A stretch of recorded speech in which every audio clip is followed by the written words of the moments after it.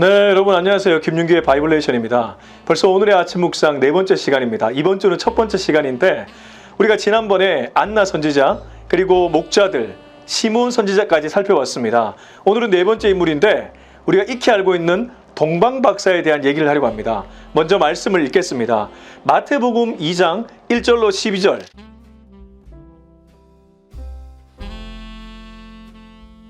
고국에 돌아가니라. 아멘. 여러분, 우리가 성탄을 기다릴 때 가장 먼저 떠오르는 인물 중에 한 명이 동방 박사가 아닐까 생각합니다. 이들은 무리였죠. 동방 박사들. 아무튼 우리가 성탄을 기다리면서 동방 박사에 대한 얘기를 많이 듣습니다. 황금과 유향과 몰약을 아기 예수께 드렸던 동방 박사. 그 스토리가 마태복음 2장에 기록되어 있는데 사실 동방 박사 스토리는 헤롯 왕과 비교하면서 읽어야지 잘 해석할 수 있습니다. 다시 한번 이 동방 박사 스토리가 마태복음 2장에 기록되어 있는데 이 본문을 보시면 헤롯 왕과 크로스가 되어 있습니다. 헤롯 왕과 동방 박사 이 둘을 비교하면서 읽어야지 본문을 잘 이해할 수 있고 동방 박사의 영성 또 헤롯의 문제점 이런 것들을 우리가 알 수 있는 것이죠. 지금 마태는 2장 1절에서 이때의 시기를 정확하게 얘기해 주는데 바로 유대 헤롯 왕 때입니다. 자, 계속해서 읽습니다. 예수께서 유대 베들레헴에서 나심에 동방으로부터 박사들이 예루살렘에 이르러 말하되, 동방으로부터 박사들이, 동쪽으로부터 박사들이 왔다는 얘기겠죠? 기준은 예루살렘이죠. 예루살렘을 기준으로 동쪽이라 하면 그 당시 메데나, 바사, 페르시아 제국을 가리키는데 예루살렘 기준으로 동쪽에 있었던 국가들, 정확하게 어느 국가인지는 모르겠지만 그쪽에서 박사들이 왔습니다. 근데 여기 박사들은 점성가를 가리키죠. 성경 밑에도 그렇게 주석되어 있습니다. 점성가는 당시 별을 보고 앞날을 예언하는, 궤를 맞추는, 지금으로 치면 점괘를 치는데 별을 보고 점괘를 치는 무리들을 가리키는 것이죠. 근데 이들이 어느 날 별을 봤는데 엄청나게 빛나는 별을 발견했던 것 같습니다. 그 별이 인도함을 따라서 예루살렘까지 이르게 되었다는 것이죠. 계속해서 말씀을 읽습니다. 2절입니다. 유대인으로 왕으로 나신 이가 어디 계시냐? 우리가 동방에서 그의 별을 보고 그에게 경배하러 왔노라니. 여기서 매우 중요한 포인트가 하나 있는데 동방 박사들이 유대인의 왕으로 나신 이가 어디에 있느냐 이렇게 지금 질문하고 있습니다. 왜 이들은 별을 보고 예루살렘에 왔는데 유대인의 왕으로 나신 이가 어디에 있느냐라고 질문하고 있을까요? 이 부분을 해석하는 학자들은 당시 중동 지역에 메시아의 출현에 대한 그런 얘기들이 전역에 퍼져 있었다는 추측을 합니다. 저도 그건 아주 합리적인 추측으로 보여집니다. 달리 말해서 유대인의 왕, 메시아가 출현할 것이라는 그러한 얘기들이 중동 전역에 퍼져 있었다는 것이죠. 이 얘기를 동방 박사도 알고 있었고 이 별을 보면서 동방 박사들은 점성가들이었잖아요. 아, 유대인의 왕이 태어났구나. 그래서 별을 보고 예루살렘으로 와서 유대인의 왕으로 나신 이가 어디 계시냐 이렇게 지금 얘기하고 있는 것이죠. 그런데 여러분, 제가 앞서 이 동방 박사 스토리는 헤롯 왕과 비교하면서 읽어야 된다고 했는데 유대인의 왕, 지금 당장 유대인의 왕이 누구입니까? 헤롯 왕이지 않습니까? 헤롯 왕에게 유대인의 왕으로 나신 이가 어디 계시냐? 내가 유대인의 왕인데 유대인의 왕으로 나신 이가 어디 계시냐? 이거 미칠 노릇이죠. 자, 그래서 말씀 계속 읽습니다. 3절을 읽습니다. 헤롯 왕과 온 예루살렘이 듣고 소동한지라. 다른 성경에 보면 헤롯 왕이 듣고 매우 불안해하는지라. 예루살렘이 듣고 소동한지라. 지금 헤롯 왕과 예루살렘이 둘 다 뭔가 모르게 당황했고 소동하고 있습니다. 헤롯 왕의 불안은 당연할 수 있습니다. 왜냐하면 자신이 유대인의 왕인데 또 다른 유대인의 왕이 태어났다고 하니까 그 얘기를 듣고 기분 좋을 왕은 없겠죠. 근데 예루살렘은 왜 소동하고 있을까요? 예루살렘의 소동은 메시아의 출현에 대한 얘기가 아까 퍼져 있었다고 했는데 드디어 우리가 고대했던 메시아가 태어났구나 이런 생각을 갖게 되니까 막 소동하게 되는 거죠. 계속 말씀을 읽습니다. 왕이 모든 대제사장과 백성의 서기관들을 모아 그리스도가 어디서 나겠느냐 물으니. 여기 참 재미있는 부분이 있어요.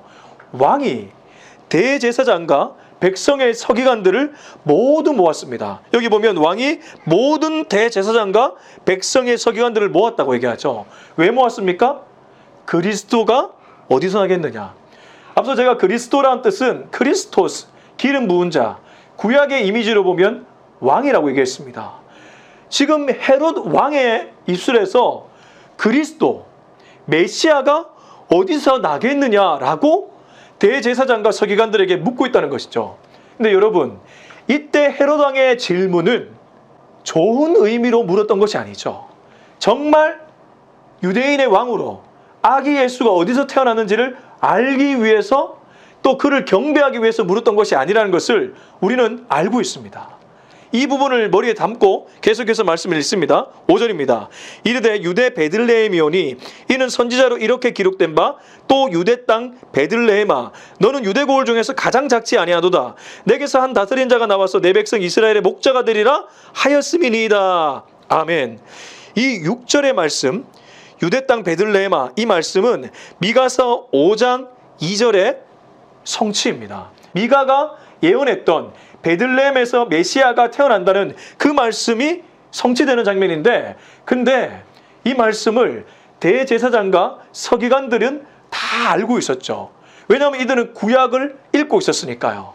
그러니까 이들을 불러 모아서 너희들이 그렇게 말했던 메시아 그리스도가 어디서 나느냐 물으니까 유대 땅 베들레헴이다. 지금 동방의 박사들은 어디에 있습니까? 예루살렘 성에 있습니다. 헤롯 왕도 예루살렘 성에 있습니다. 대제사장과 서기관들도 예루살렘 성에 있습니다. 그런데 그들의 입술에서, 대제사장과 서기관들의 입술에서 유대 땅 베들레헴에서 메시아가 태어난다고 미가가 예언했습니다. 자, 이 말씀을 곁에 있던 동방 박사 헤롯 왕이 들었습니다. 계속해서 말씀을 읽습니다. 7절 이에 헤롯이 가만히 박사들을 불러 별이 나타난 때를 자세히 묻고 8절 베들레헴으로 보내며 이르되 가서 아기에 대하여 자세히 알아보고 찾거든 내게 구하여 나도 가서 그에게 경배하게 하라. 여러분 7절 8절을 보면 마치 헤롯 왕이 박사들을 도와주는 것 같습니다. 실제로 그러하죠.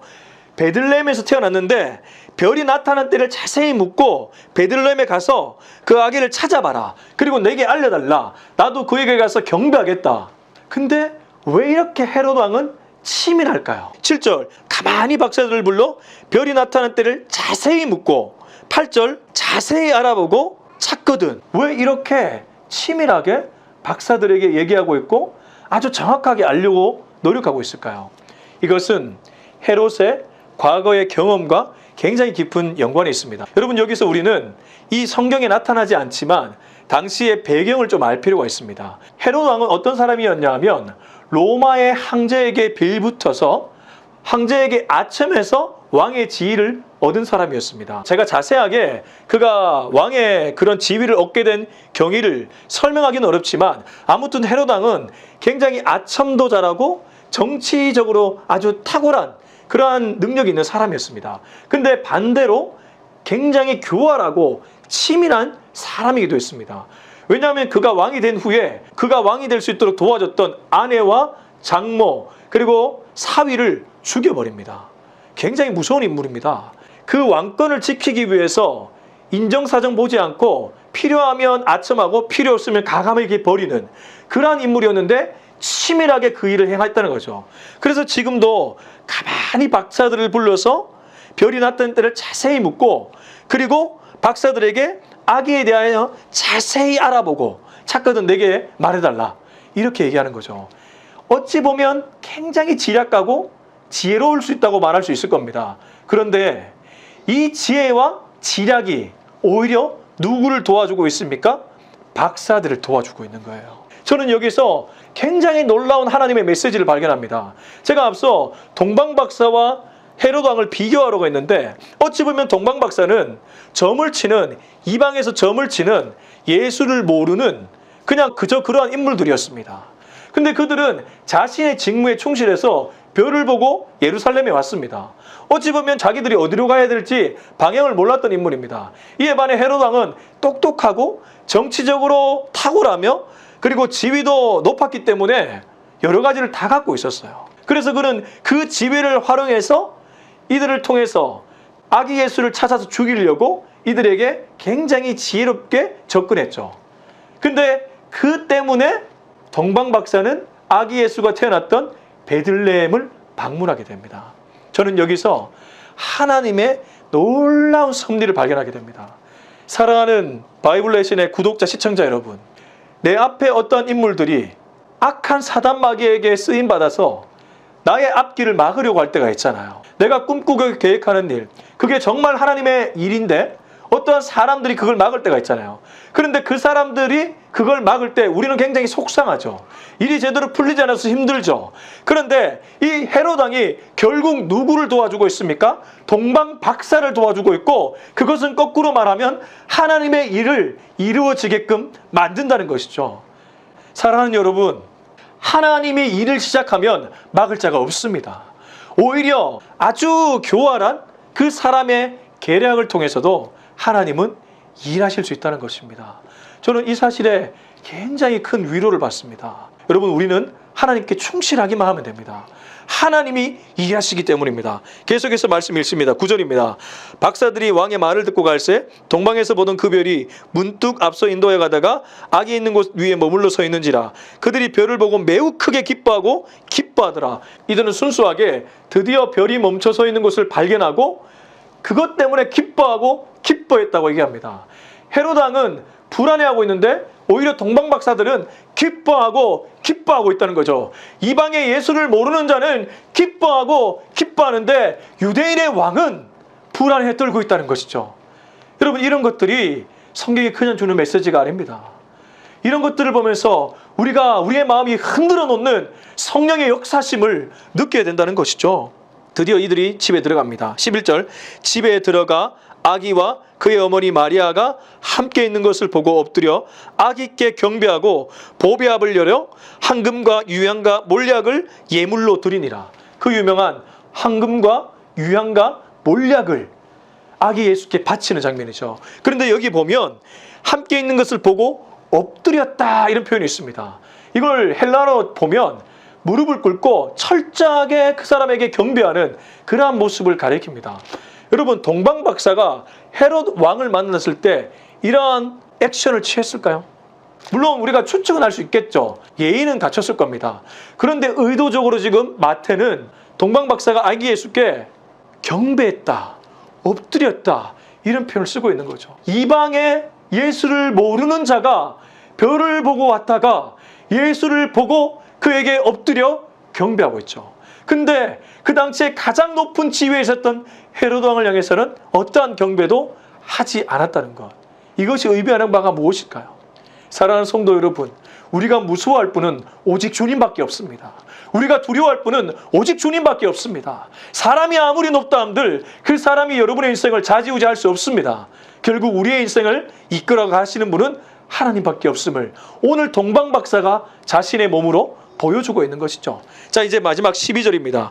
그들은 꿈에 헤롯에게로 돌아가지 말라 지시하심을 받아 다른 길로 고국에 돌아가니라. 저는 여기서도 성령의 위대한 역사를 발견하게 됩니다. 헤롯이 그렇게 자세하게 물었지만 결국 하나님은 동방 박사들에게 꿈으로 역사해서 헤롯에게로 가지 않고 헤롯에게 알려주지 않고 다른 길을 통해서 고국으로 돌아가도록 만드는 것이죠. 여러분, 오늘 말씀을 정리하면서 헤롯 왕과 동방 박사를 마지막으로 한번 비교하고자 합니다. 저는 헤롯 왕에게 제약된 인간의 전형적인 모습이 들어있다고 생각합니다. 헤롯 왕은 먼저 유대 왕이 태어났다는 소식을 듣자 불안해했습니다. 근데 이 불안의 씨앗이 커지니까 시기와 질투로 바뀌었습니다. 그리고 시기와 질투는 거짓말로 이어집니다. 불안, 시기, 질투, 거짓말. 어떤 거짓말? 동방 박사에게 물어서 나도 경배하게 하라. 근데 그는 경배할 생각이 없었죠. 뒤에 보면 그 당시에 태어났던 2살부터 그 아래까지 모든 남자아이들을 죽여버리잖아요. 그걸 보면 알 수 있죠. 거짓말을 하게 됩니다. 그리고 마지막 거짓말 이후에 이어지는 것이 죽음, 파멸입니다. 제약된 인간의 전형을 담을 수 있습니다. 듣기 싫은 얘기를 들었을 때 불안해합니다. 그 불안이 증폭되어서 시기와 질투심이 휩싸이게 됩니다. 시기와 질투심이 거짓말을 낳게 됩니다. 거짓말이 결국 누군가를 죽이는 파멸, 죽음으로 이어진다는 것이죠. 이게 원류를 찾아가면 가인입니다. 아벨을 죽였던, 동생 아벨을 죽였던 가인. 더 거슬러 올라가면 아담과 하와의 원죄입니다. 달리 말해 헤롯 왕은 죄악된 인간의 전형을 보여주고 있고, 동방 박사는 예수를 전혀 몰랐지만 순수하게 하나님의 인도하심을 따라갔을 때에 하나님께 쓰임받는 인물이 될 수 있다는 것을 우리에게 보여주고 있는 것이죠. 하나님이 한번 일하시기 시작하면 막을 자가 없습니다. 하나님은 악한 사람의 계략을 통해서도 일하실 수 있는 분입니다. 부디 하나님을 의지해서 여러분이 꿈꾸는 그런 모든 일들 연말에 이루어지기를, 또 내년에 이루어지기를 주의 이름으로 축복합니다. 오늘 영상 마음에 드셨다면 구독과 좋아요, 댓글, 알림 설정 잊지 말아주시고, 김윤기의 바이블 레이션은 항상 여러분에게 영적 유익을 드리겠습니다. 오늘도 시청해주셔서 감사합니다. 빠잉!